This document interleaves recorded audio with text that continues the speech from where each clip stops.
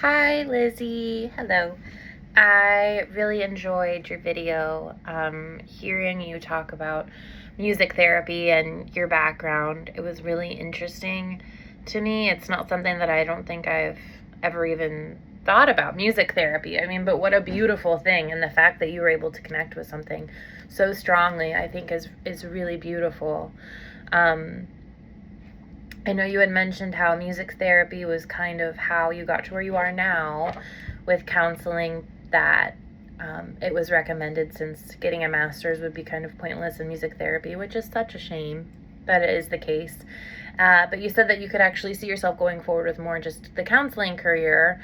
I am curious if you plan on implementing both, what that would look like, music therapy in a counseling setting, or as I said, I really don't know much about it, so I was just curious kind of what does that future look like for you, and are you going to combine both, or what would that look like? So I was just curious about that. It sounds like you have pretty good self-care, so kudos to you. I mean, let's acknowledge that first. You have the physical and the you said you eat healthy. You've been really working on that, as have I. So I feel like we need to also acknowledge we have these things that we need to improve on, but I think also acknowledging what we are doing good and giving ourselves a pat on the back is deserved every now and then. So kudos to you for that. You said that you kind of struggle with boundaries, especially in your professional life, setting boundaries, saying no. I also have struggled with that, and learning to set those boundaries has been really challenging for me. I did read an article about burnout. You were mentioning how I think it was 5 years you said is the burnout rate for the music therapy. And I know that it's also a big issue for counselors.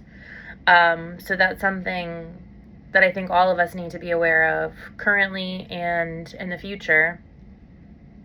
Duncan and Pond from 2023 state that doing more of what you enjoy and having a strong support system at home can help prevent that.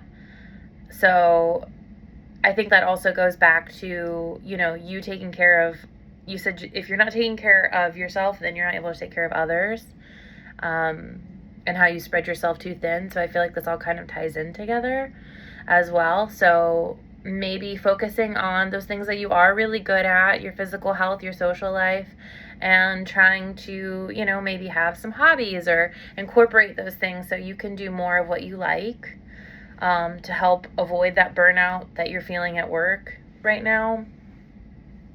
And if you're already scheduled to do stuff, you have no choice but to say no if they ask you, oh, can you stay late at work? Sorry, I have plans. And that's something that maybe you won't feel as guilty about if you do already have it planned. You have to make time for yourself, but I know it's easier said than done because I'm also the same way where I feel a lot of guilt. But it's, we're our first priority at the end of the day. And I'm going to go back to, I wrote it down because it's so true. What you said is, you can't take care of others until you take care of yourself. Your cup has to be full before you can pour for others. So don't forget that. I loved your video. I appreciate your vulnerability and your honesty. Good luck with everything. You're doing great.